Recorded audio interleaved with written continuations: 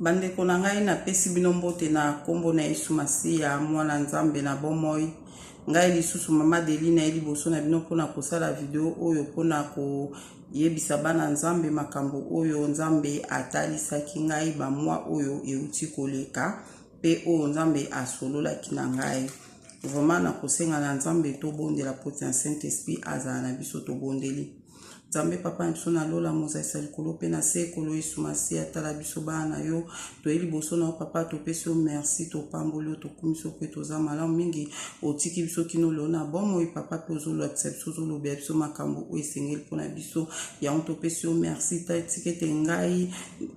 Saint-Esprit na beleli oza na nga loba kati na ngai o nazo loba eute pai na ngate eute pai na yo Saint-Esprit za na ngai o nyonso ezeko ko déranger ngai kati na video o na osa na telemeli yango eza musika na nga na kombo na Yesu Masiya pende ko moko na moko olanda video o Saint-Esprit za na papa sosoli sai nini o eza volonté na kati na video o papa mona pende ko moko na moko ko za video o a partager yango kolo mona bango papa Nzambe malamu to pambolo to kumiso to netolo ko Yesu Masiya Nzambe absolonga makasi bikamo ya nyonso na bondel bongo na komba tata pe ya mwana pe ya Molimo Santo amen. Bandeko na ngai na kosala video oyo fallait na sa de vidéo oh ça fait des semaines passées banda kale na bongisi vidéo opona osala ngo ezaki na moi ba kokoso moko ka mike osala vidéo boye yo moko efasa ngo monya ngo répéter malobo efasa anonsa mususima osala vidéo boye mona kakelo mona lisu boye lisu dérange to ndeni o moi anonsa sima ka bongo na ndenge kokoma lelo melelo oyo ona sali vidéo o kaka na journal lelo oyo eza troisième fois vidéo na zo bandela ka mais tout on a le bien on a bandeli oyo en tout cas et kota ka modèle nyonso ata na répéter maloba na okoti en bon no long te zande wana bandeko na pesi bandeko nyonso mbote ba nyonso balanda ka ngai na ba vidéo nyonso na salaka nzambe apambola moko na moko na pesi bino mbote kimia na Yesu Masiya eza vraiment na moko o azolanda nga na ba vidéo o nga nazo sala vraiment ba vidéo o nga nazo sala eza pona kopesa bana nzambe mayele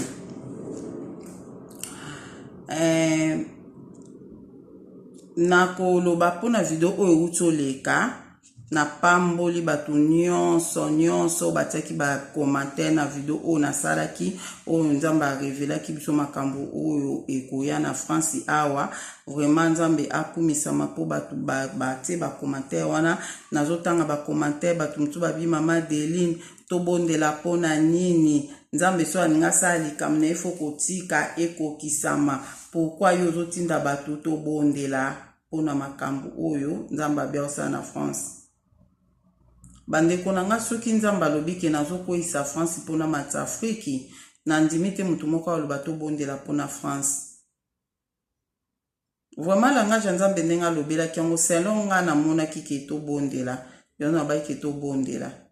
ozo mona donc le biso bana nzambe to bondela ka et d'ailleurs tozo bondela metolo baka ke ta volonté soit faite. Donc volonté nzambe ka ke sala masoki kokoya ya France eza volonté ya nzambe en tout cas problème yate donc volonté na e salama mais biso eloko biso toyebi ke nzamba lobaki akokwesa Afrique mobimba et pardon Europe mobimba ba Amérique nyonso ne kokoya po Afrique nde ekotombama wana tolinga te ekosala bongo pe ekotika bongo mais oyo langa nzambe yaki ke azokwesa France pona mabe ya mutu moko donc wana siko esika nga moko nazaki na confusion na makambango na lobaki vraiment c'est que sengi ke to bondela mais wana ezaki te nzambe mutabaki to bondela na baki selon ngai na moni ke to bondela lokwa balobi ke batu musu baza contre yango bamsu babi mama Deline to bondela po nzambe pe alobela kinga makambango nzambe alobaki nanga lobaki nanga to kan nzambe alobi na mambomba alobi na batu ebeli makambo mais de toute façon ke biso tozo bondela ke volonté ya nzambe nde esalama na oye alingi kosala c'est ça. lelo na ina lobela makambo o nzamba tetse kinga ezaki vraiment ba moi o uti koleka makambo nzambe alobela kinga pe atalisa kinga eza makambo ya ba église donc ina loba boye pona kolobela makambo ya église ngai moko avana banda kosambela nzamba bande koloba na wana lito ya bisaki ngake Adeline yo vi na yo eza na babar te vi na yo eza na ba église yo vi na yo fo ozala mutu ya ba église donc ya kokenda ka ba église vi na ona na église donc ezalaki vraiment ndengwana sikoyo na banda pe kokende église en tout cas vi na nga vraiment ezala vraiment mingi pe na église bao bayebi nga bayebi ke mama Adeline vi na ye vraiment na église allez après sikoyo ezaki kosambela ndeni epi bato bayebi nga bayebi ke nga nasambeli pe na église moko te mibaye misatu te nazala vraiment bakamade na nga babengaka nga bande kobenga nga ade yo mpenza oza na kindumba ya molimo bande koloba nga naza na kindumba molimo po nazalaka lelo na église oyo nasali 5 ans na bimi na église ana ke place mosusu nasali 2 ans na longwe na ke na place mosusu nasali 1 année na longwe ka ndengwa na do na tamboli mo ba église ebele lelo oyo nde na koma comprendre donc ezaki volonté ya nzambe pona comprendre ba ja ya pasteur ba pasteur o baza katikati na mokili oyo vraiment na comprendre donc lelo kezaki volonté ya nzambe atikaki nga place moko te atambusaki nga pona comprendre mais ba sorti ya église eza na mokili oyo et puis église mosusu na sambela na longwe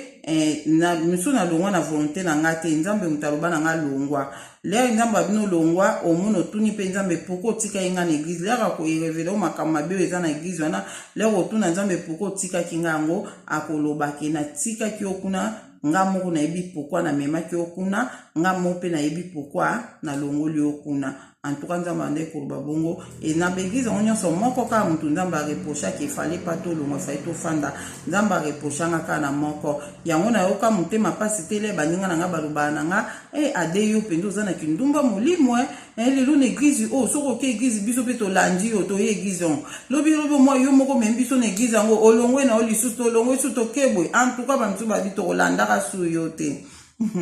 vraiment na pambola nzambe po nzambe atikala kobenga nga ndumba molimo te nzambe atikala kobenga ndumba molimo te l'église nyonso na longwa nzambe esika nga koma na longwe moko ka mutu areprocha nga fallait pas na loba na longwa mais nyonso wana ezalaki kaka ta mutu nzambe abi osali bien nde bolongwe na l'église aon et puis se bofai na ndako mwa nzambe alobi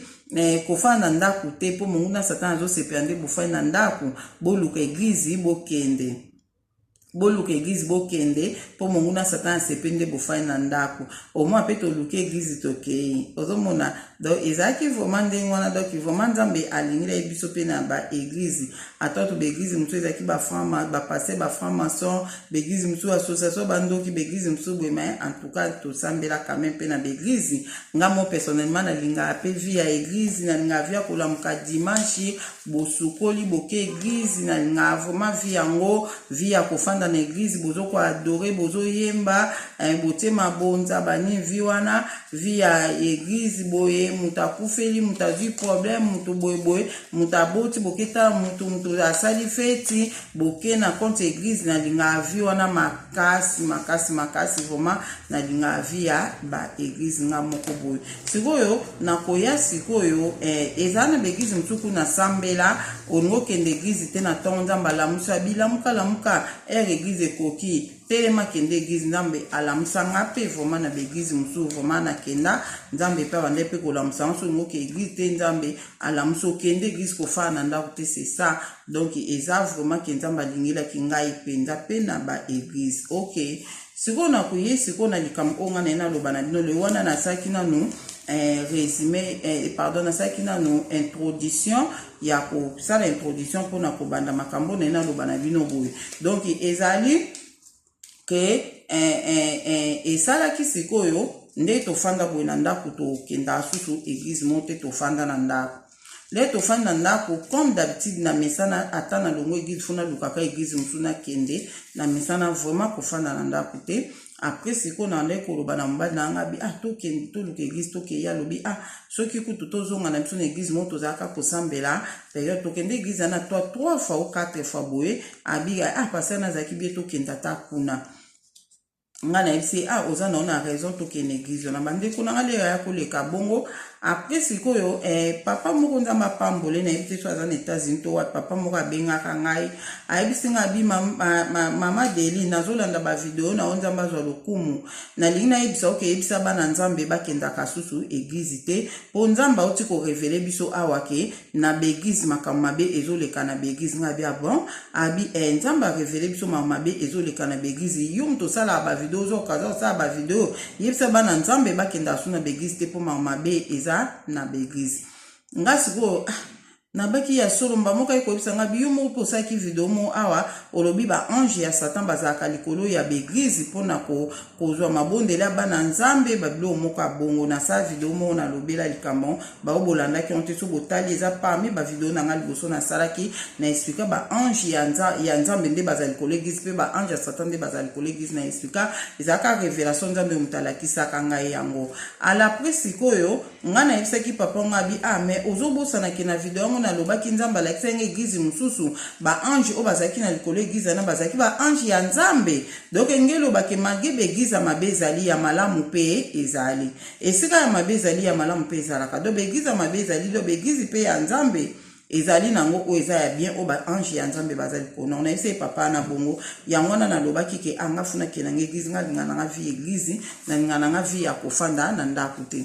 nde esika siko mkomsu nazo sambe wana tozwa décision to ke na église wana to bande ko sambe a période mo pe na église yango wana moi 3 ou 4 fois to kende église yango le nazwa ki décision to kende na église wana le tozwa ki décision ke to ke na biso na église wana bande ko na nga makamni yaki ko sa melanga na kotisiko na message ona eli bino lelo mkomsu na fuka mi nazo ko bondelele ki ba moi eleki ka ba moi utoleka kala kala pa minte ba moi uteko kaka na fuka mi nazo sambela bandeko na ngai na ekomona mwa konimba ka mukie salinga na salinde tikara na lala mukie boy na susumki kaka na kolala na sendeti na lala na loti ndoto na kene église moko boye pona kota na église na batie bantivol na église wana na moyo muta kote yate na bengi bango ya kofongola nga porte na kota bat bazali na kati babi place no eza ate place no eza ate bamunga bi ndeni place ngeza la te funa kota mbamoko na moni badi nga zo leka na nzela na voiture bi nga de yaka kota na voiture to kende yako kota na koti na susumki na susumki na bandisko okansanga ngam nazo bondela ka siko ndeni na lali na lota ndoto na kene église mo babu ko tsanga nzambe na ngela kisi ndeni nzamba andi koloba na ngati ko na litoi ndeni nzamba andi koloba na ngabwe bandeko nzamba bandi ko yebisanga bwa lobi na nga Deline ezangam na lotisi ndoto oyo ngana bi oyo mto lotinga ndoto oyo lobi ngam na lotisi ndoto oyo po ekomi temps oyo bino boko botia liko na église moko te botia liko na église moko te bofanda na ndako nga bito fanda na ndako alobi ekomi temps ngana bi pona nini yo olingaka biso otokende église olinga te tofanda ndako abite wana ezaki temps wana nzamba ebisinga abezaki temps wana oyo nga nasangisaki bana na nga bazalaki ya kosangana na bato mabe do bozalaki ya kosangana na kabolaki nanu te yango wana na bandaki koloba ke bokendaka baeglise mais pour le moment ngai nazolongola bana na nga na baeglise oyo bokendaka nazolongola bana na nga na baeglise na ofandisa bango na ndako ekomi temps mibale misatu mine bokutani na ndako moko bobondeli na ndako wana temps oyo ekomi yango wana nga na bia bon alobi wi nga nazofandisa na bana na bandako babondelaka na bandako après na yebi ndenge nini na kobimisa bino ale na kosangisa bino na temps oyo esengeli na obimisa bino na sangisi bino nga na bia bon alobi alobi po makambo mabe ezoleka ebele na ba église mama bezo leke be na église bezo leke be na ma église Adeline bazo beta batu ba marque de la bête na ba église na oko sabinote bandeko na ngai nzamba bina bazo beta batu ba marque de la bête na ba église ngabi o ba beta batu ba marque de la bête biso to yebi ngana yebi ke marque de la bête ba beta ngole to enlèvement que église et salama les enlèvement ko salama nde bako beta marque de la bête habité Adeline bazo beta déjà batu ba marque de la bête abi l'église belé bazo beta batu ba marque de la bête ngana bi bon lobi oui bazo beta batu ba marque de la bête na l'église ngana bi bon abi Adeline ezo za la spirituellement ezo za la physiquement boété ezo za la spirituellement ngabi ezo za la spirituellement lobi aisinga bileri bato bazo kende be église bongo bazo yeba bazo mona makambo zo leka na physique mais na spirituellement bazo mona te makambo zo leka na église na spirituellement bazo mona te bazo mona ozo leka physique boy ngana bia bi bazo beta bato ba marque de la bête na loboko na bango bazo beta boy ba marque de la bête ngana bi ya son discours nzamba expliquer nga boy alobi na nga boy mutu soki azobondela makasi na ndako azobondela makasi na ndako pe azotambola na volonté na nga na kobanga nga azotambola na volonté na nga pe azotambola na kobanga nga mutu wana lere azokende église oyo bazobeta bato ba marque de la bête ye bakobete marque de la bête te bakoka kobeta ye marque de la bête te po le bazoya po babete marque de la bête puissance oyo eza kati ne loko atambola na kobanga nga pe azosambela puissance eza kati ne ekosala ke esama ndeni ndeti aye abeto marque de la bête puissance eza kati ne esali ke epousse mutu wana oyo kobeto marque de la bête donc ezosama ndeni na explique bino omoni na baeglise nde ezalaka pase wana kozala ndoki aza formation aza boyeboye asigné déjà parti déjà na Satan les bino bozo tala culte nde ezoleka na moi na physiquement boye bomoni passé ta mususu afandi ne azoteya azokotanga bible to azosalelo moto azobina na louange azobina nzoka sa bimi déjà na nzoto na ye bandeko nanga nzoka sa bimi déjà na nzoto na ye ase dédoubler abimi azokotambula lero azotambola na église mobimba azomona bato na ba 666 na mbunzu na ba marque de la bête na bambunzu bango wana aokipe bango te po yebi ke ba o baza deja ya biso akokende pa ya bato azomona baza vide na mbunzu nde bango wana ye akobeta ba caché wana ya 666 donc mutu soki azosambela te azosambela penza te azotambola na obanga nzambe te lera ozala na ozala vide puissance ezala kati na ye te nde bakobeta ye marque de la bête le pasteur to mutu moko boye songolo aza asigné parti na Satan akobima na nzoto na ye bandi kotambola siko pa bato nyonso oyo baza na marque de la bête te azobeta bango nzambe siko alobi ke nazolongola bana na nga na beglize wana mpo baoyo bazobondela mpe bazokotambola na obanga nga le bazokende na bamilie wana baza na danger makasi abi baza na danger makasi po moins de bolembu moins de nzambe na soki ka mwa bolembu muke koti mutu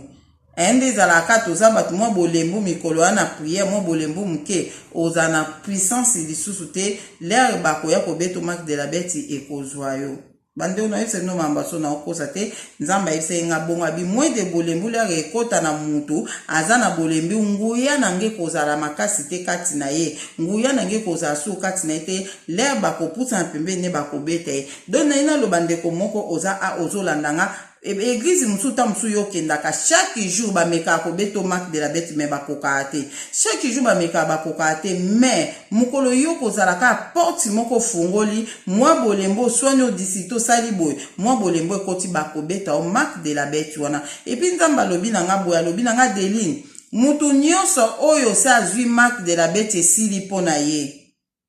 abi soki mutu wana se azwi déjà marque de la bête pona ye esili déjà pona ye marque de la bête ekolongwa te eza spirituellement alobi marque de la bête wana oyo azwi ekolongwaka lisusu te. Esili déjà pona ye amona bokonzi nanga te po azwi déjà marque de la bête. Ayesaki nga bwalobi nanga Deline. Soki mutu azosambela makasi, azotambola na obanga nga, azotosa nga suka nango. Soki mutu azopersevere na kobonda kotambola na kobanga Nzambe, Nzambe abina kobeta ye so na nga na mbunzu. Le na obeta ye so na nga na mbunzu na ye, alobi mutu wana marque de la bête ekokotaka ye lisusu na mbunzu na ye te. Alobi soki deja mutu sa azwi so na nga akomi yanga libela, marque de la bête ekota te na mbunzu na ye. Yango Adeline nga nazo protéger bana nanga, nazo longola bango na beglizo bakendaka, nazo longola bango na ofandisa bango na bandaku. Le na ofandisa bango na bandaku bazo continuer prier, kotambola na kobanga nga via sanctification, bazo continuer nango ndenga na kobeta bango baso na nga na mbunzu. Abile na obeta bango baso na nga na mbunzu, mukolo na kobimisa bino ke bosangana na bino groupe lisusu ebele ekozala bato o baza na so na nga na mbunzu na bango nde bokobima bosangani. Wana ba oyo bakozotika na eglise na beglise baza na marque de la bête. Ayebisinga boye pona beglise oyo abinanga la majorité ya beglise naza wana te bokonza Satan mutezo régner na beglise wana. Ozomona reine ya Satan mutezo grenier na beglise wana. Mais ba o beglise anga eza mukie, beglise anga eza mukie. Nde Nzambe alobela mukie yango, je crois que pona nga na komona so beglise eza 100, donc 90% ya beglise bokonzi ya Satan mutezo grenier wana. 10% ka ya beglise ke bokonzi ya Nzambe zo grenier. Siko pona beglise o bokonzi ya Nzambe zo grenier, alobi boy, alobi beglise o eza yanga po bo raisonner. Nzambe normalement le po ani fa lo banso to fa na ndako akolo bana biso ke bo fa na ndako te bo kende ko sangana na ba o baza yanga na 10% on aimsi no na 10% ya beglise wana. Nzambe ko tinda biso kuna me atindi biso kuna te po na ni boyoka. Alobi boy pona beglise o reine nangezo renye kuna bate ya sanctification, babonde la kamakasi bate ya sanctification. Po soki bate sanctification te, bazo tambwa na vie ya sanctification te, suka nango Satan pa kokota kuna. Satan kokota kuna, lera okota kuna pe akobanda suko beta batu ba marque de la bête kuna. Vraiment Nzambe alobaki yango, vraiment yango eloko nga na linga kina yebisa bana Nzambe makasi yango bomo na video mona elobaki ke ba o bozo ke ba église boza na risque makasi. Ozo mona église koza no ya Nzambe mais le bazo te ya sanctification te, Nzambe bisuka nango bokonza sate ke kota na église na ebite koma mesuka ngo sata okota abisata okota kuna pa kolanda batu kuna pona kobeta ba marque de la bête. Donc pour le moment l'église oyo numéro 1 aza sataniste bango nde batu bazo beta ba marque de la bête na bambunzu na bango. Mais na l'église oyo numéro 1 aza sataniste c'était beau se souvenir na vidéo na sala dernièrement ba vidéo o aliboso na pesa ba exemple il y a des églises différentes en bataille sanga révélation on nzamba pesa nga nde ba ange satan baza likolo église bobo mona répétant a ezate. Donc na pesa ke exemple na de l'église oyo numéro 1 za Nzambe oyo baza kati na bonzambe mais les bazo côté ya sanctification te abi Satan kokota akokota kuna okebeta ba marque de la bête yango lobi ka Deline yebisa bana bafana bandako wana message Nzamba pesinga wana message o Nzamba pesinga bia Deline bana nga bafanda na bandako babondelaka bosangani mine mitano bobondeli na ndako bobusangani alobaki na ngai ti eko matin ayebi ndenga osala po bana ne babima lisusu basangana na baassemblée ya minene basangana ensemble ndenge biso tosepelaka alobaki na nga ndenge wana yango na message o nga nazalaki nango il faut na partager yango na bino yango wana bandeko oyo tozomona na bomoto yango te elekaka spirituellement. Tokozala ta musu bokutani 5 personnes bobondeli to pardon bokutani na mutu na nzela bosola na mutu wana bosolo ne na physique mais na spirituellement ba contact ni ne salami entre yo na spirituel spirituellement so okute na muta bien ozwi pe grâce moko spirituellement ezwi yo vraiment nga na ko pesa exemple nazala mbala ebele na baeglise ka tosambela soki mutu azoyoka pasi ata na lokolo azobondela nga naza si place pasi ya mutu wana ekoyapa na nga pasi ya mutu wana eyapa na nga après l'air ekoyapa na nga après nga funa bonde na longola pasi wana ne bandele bandosanga bona ndo sepia na ntenga na bi unzambe na yo nzoto na nga likamni ko zwa ba malade ya batu mususu boye zwa malade ya batu mususu oh chance kuso na bondeli ekendaka chance kuso na bondeli ekendaka nde na suka na nzamba yaki ko expliquer nga ke ezalaka po mutu wana azobondela nga so naza pembe na mutu wana na kozwa malade ya mutu wana a expliquer nga na suka na zwaka malade ya libele ezaki na mutu malade ya libele so cancer ezaki pa mutu bonde ya makasi maladi ya nepa na mpina zomona esalaka mwa nini mopoka toza na ngote un jour tamsuna opesa ngo ba différence oti ya makambo tokutana na mambo bonzambe o donc omona ke eyepa nanga na fanda na pasi na panda une semaine nzamba bi pourquoi zo garder pasiona kota jeune prière bimisa pasi wana ndisiko na tuna nzambe pourquoi nzoto nanga ezozwa ka ba problème abatu ba nini alobi wi po soki mutu ana azobondela nganza na posa na guérir efuna longola maladi ya na nzoto na ye ngabi pourquoi ezo ya pa nanga bi po yo za na puissance à kolongolango vraiment eza makambo belé o eza kobata manakati ona vraiment yango na pesi bino exemple par fo oyeba nani o na kokozala na ye fona za na mutu o aza na grâce moko ya nzambe po à travers ye puissance oyo aza kati nango eko guéringa eko bikisanga eko kosala moi quelque chose vraiment eza biloko oyo elekaka na spiritualité ozomona mutu azobondela azomona te nga na fatika na fandi nazomona ke eloko moko ezaki pa na ye eye pa na nga ozomona nazomona ona boy et puis l'air pe que si la na tikali pe na problème wana vraiment na bande ko partager on mbadi nanga nazo comprendre nzoto nanga problème ni menze lelo oyo na comme na maturité nde na ko comprendre que eza mambo nzambe na suka nango oya suka salanga nde nzamba expliquanga moi makamoko na kolobela un jour ndenge ezalelaka na kopesa bino so exemple msunde na isi bino ke boko sangana batu o bino bomoni esalami na kibomoto nzoka na molimo makamu sous salami wana soit ya mabe soit ya malamu na isi bino na kosa bino te bo sangana batu bozo sambela soit na église soit na ndako quelque part bo sangana batu bozo sambela bande konanga oyo bino bomoni eza na moi boyembaki na physique boyembaki bo adoraki bo bondelaki bo partageaki zaki na moi mais spirituellement pe makamususu nzoka elekakana nzambe auta ekotalisanga pe a expliquer nga ndenge na esi bino ke mosali na nzambe aza franc-maçon l'air bino bofandi na prière boy eza na bato musu balobaka ke ngai kutu na linga su te ba passer batia maboko na baona mituna nga na linga kate ni na mito abana na linga ate bande kona batia ka loboko na mtu yondo yeba ate batia ka loboko na mtu yondo yeba ate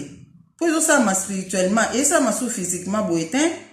spirituellement passé ça bima ki na nzoto na ya bimi na nzoto ne ndene biso bino bana biso bana nzambe to bima kana nzoto na biso pona kosala mission oyo nzambe a permettre yo osala ona kimosunyo okoka kosala ngote mena molimo okosala yango nde tobimaka na nzoto pona kosala mission lokola satan akopia kaka oya nzambe yango pe ba sataniste babimaka pe na banzoto na bango pona kosala mission oyo monguna satan atindi bango basala nde na yango na explique noke ba pasteur rebele bazobima na banzoto na bango pona ko beta batu ba marque de la bête na bambunzu na bango oyo sa zu marque de la bête nzamba lobi esili pona yango yo ndeko ozolanda nga osambela na église moko ozo senti ka mabe ozolota mabe ozosala boy bima na église na nzamba azobimso na église wana soko teka atembe makasi ba obeto marque de la bête ezala trop tard pona yo ekozala trop tard pona yo poso so zu marque de la bête comme total soko ozobondela na ndako ozotamba na obanga nzamba ozotosa o nzamba azoloba na osala nde nzamba otsa oso na ye na mbunzu donc na moment o eza déjà na mwa kike bato baza deja na so ya nzambe na mbunzu bao bazwi déjà so ya nzambe marque de la bête ekota te pona bango ata balobi vaccin oyo ya ndenge nini eza na marque de la bête et puis monguna satan akoka kopusa na pembeni te pas omona deja so ya nzambe akoya na ye kopusa na peut-être pona kosala mamusu ndeka toloba toza na mokili mais pona koya kobeto marque de la bête osala ngo te pour l'air azomona ka so déjà ya nzambe bazoya na bato baza vide yango ndeko nanga linga obondelaka makasi otambola na obanga nzambe po nzambe abeta yo so na ye vraiment nzambe azobeta bato baso na ye na mbunzu nazoyebisa bino na okosa bino te nzambe azobeta bato baso na ye na mbunzu monguna satana azobeta ba marque de la bête nzambe azobeta baso siko foza na mabonde pe na kotambola na obanga nzambe po ozwa so ya nzambe wana so ozwi déjà so ya nzambe na mbunzu et okomi vraiment total vraiment ya nzambe donc oza kuzu na place te pembe na satana royaume ya satana oza su na place te okomi na okaka vraiment ya nzambe vraiment eloko na ngana yebisa bino yango eza te mpona bangisa bino nazoyebisa bino makambo oyo poso nayebisi bino yango te na boyi na ngana kekota prison na royaume des cieux na boyi na nga mama Deli na royaume des cieux na kota prison pour prison ezali na royaume des cieux tolobelaki mamba royaume des cieux tolobelaki ba couronne bandako makambo nyonso tolobelaki mais tolobelaki ba grade o tozana na royaume des cieux mais tolobelaki ba prison te ba prison pe ezali na suka video on a eu sabino comment mutako kota prison na royaume des cieux continue bokonel komi oke na prison ya omonga mama Deli na oloba bino makambo ata bato bakofinga ata bato balobi yo pendo za envoyer ya satan pona kwa kolongola bato na beglise problème te Saint-Esprit na moment au Saint-Esprit azo travailler kati na mutu Saint-Esprit mutako sosolisa mutu na mutu ke makambo nga na zoloba naza na nzela ke makambo nga na oloba euti epa ya nzambe euti epa na ngai moko te vraiment so euti epa na nga na lingaka église makasi nga na lingaka milieu église ko sangana bato na église na lingango OK ya ona yebisi binongo naza na expérience mususu o euti ko sala melanga mikolo uti koleka tozaki kosangana mwa keke bato tosangana ki na ndako tozobonda na to na ndako tosangana bato tozobonda tobondeli na ye na ndako leka na komi na ndako nazaki fatigué na oki vraiment na yebite nde na ko expliquer ngo nazuka fatigue moko na kati fatigue makasi le na komi na ndako na kuti lisusu petit sœur azaki na ndako na bana le azaki na ndako na bana oya ye mwana moko azaki na age ya mokie vraiment ya une année demi na kuti ko kokota na ndaku na koti na ndaku ya utaki église aye na ndaku wana pananga lera yi kokota kanga na koti bo ona moni mwana ngabi o mwana oya komi boendeni na moni mwana pal na moni mwana konda na moni mwana vraiment na ebite na tunye pona ni mwana komi boy alobi mwana ngazo bela fièvre ezokita te et puis na zolotela kaeka bandoto mabenga bia bon OK ça va na bengi mobali na ngai to bondeli to fuka mibiso misa to bondeli pona mwana wana na to siko ele to sisi to bondeli pona mwana esili na ipsi na bina za tellement fatigué na zo ibate fatigue moma kasi nzoto ndire nebi ko tende na ko expliquer nzoto non na yoka fatigue abonte na vibo non na yoka te bande ko na ngana lali na canapé na lali na canapé wana na lembi vraiment na lembi na lali na canapé ti air ekoki nango ya kokela na chambre na ke na chambre na lali na bondeli na fatigue na ngaka wana na bondela ki vraiment na lali na nga le na lali na lamuki na tongo pona ko bondela suna na 6h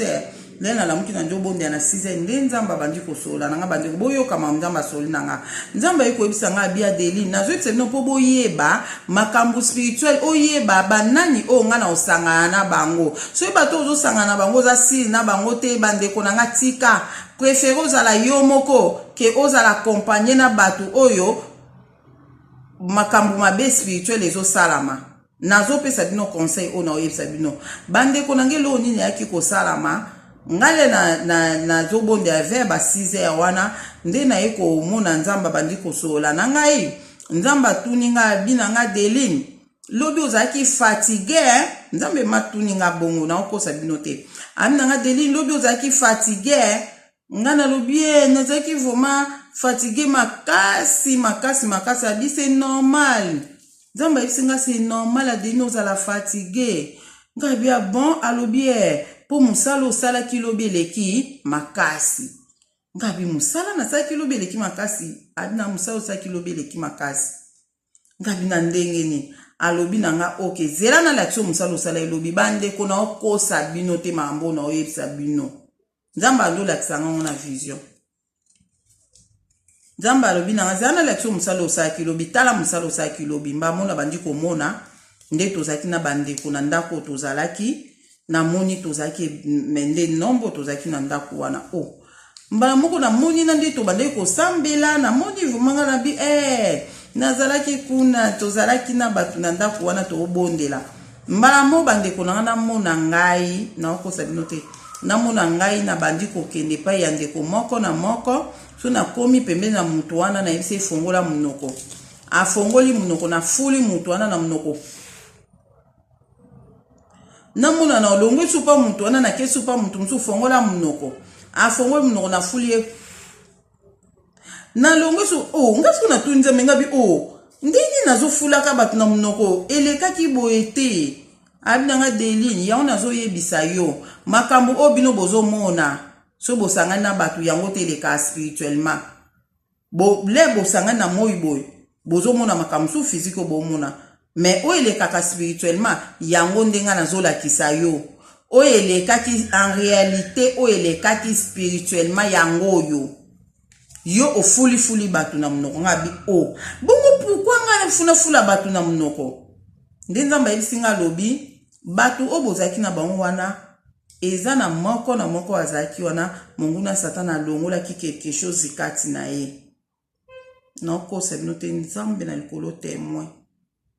abindenge bosangana ki wana bozaki na batu oyo monguna satana sa longola ki quelque chose kati na ye siko yo sikoyo esprit na ngai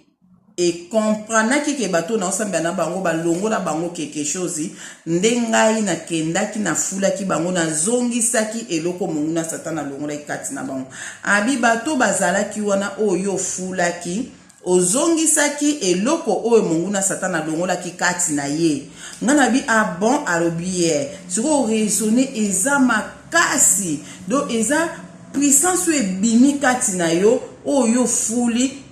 doki eza lokola na eruti kati na yo do yo sikoyo otikalaki vidi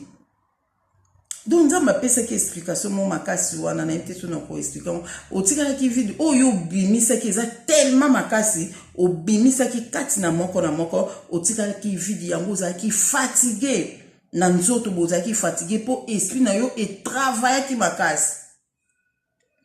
bande obamsu bondima ngote mais so Saint-Esprit wa bazana nguya molimo santu ba comprendre mambo na oloba ke esala maka Saint-Esprit a soso sabinonga na yebaki na ngati ke sala mabona to comprendre on kala mingte l'air esala maki bonde nzamba ebisinga ofula ki bango ozongisela ki bango oyo mutu na mutu o monguna satana longola ke lo mokati ne à travers yo ndo ofula ki bango eloko wana ezonga ki balongola ekati na bango abia bon alobi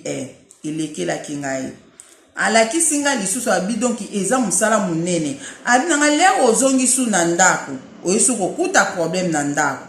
ngana bia bon abizana la so ndenge lekela na ndako na moni ndenge na kotaki ndenge na moni petit sœur na bana na mwana wana zaki maladi na moni senyo ne zongi moko na ndenge mobali na ngai yaki to fuka maki biso misatu to bondela ki pona mwana après na mona ngai siko na zui mwana wana na lalisi na mesa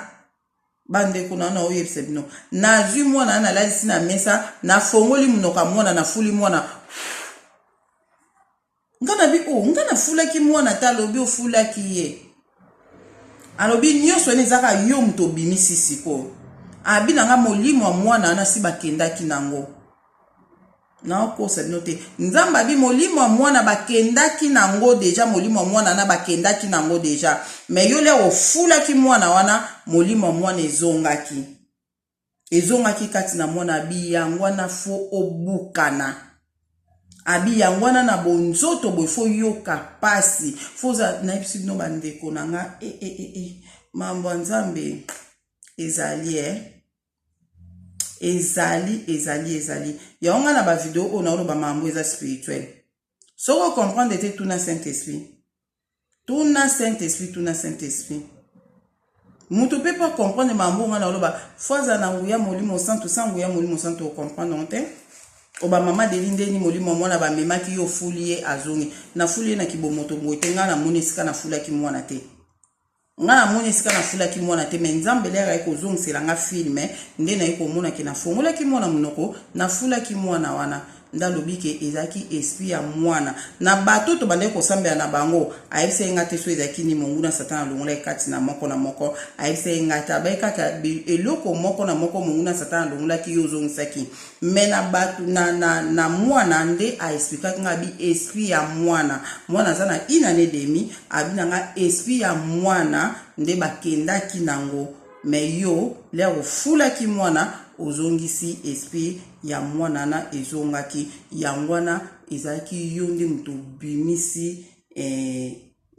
puissance wana osalaki mingi uti kati na yango otikalaki vide yango no bukanaki yango no lembaki eza normal donc na kamwe makambo esamaki spirituellement mais et affecté nga na nzoto na bukanaki vraiment nga na ekomona nga ntuka na yoka na nga na nangote na yebite so bato mosusu boyebi yango me nga na nzambe arevele nga nde wana nga na loba mambo eza spirituel do bato bosatande ke boyoka mpe makambo oyo na boyoka na bino te ozomona ponga mo mpe mambo mosusu nzambe oloba na nga na yoka na ngango te mambo ebele kutu no na yoka na ngango te donc c'est ça donc eloko oyo na ngai nayebisa bino ke yango wana donc ndenge kaka esalamaki na nga nazosambela na bato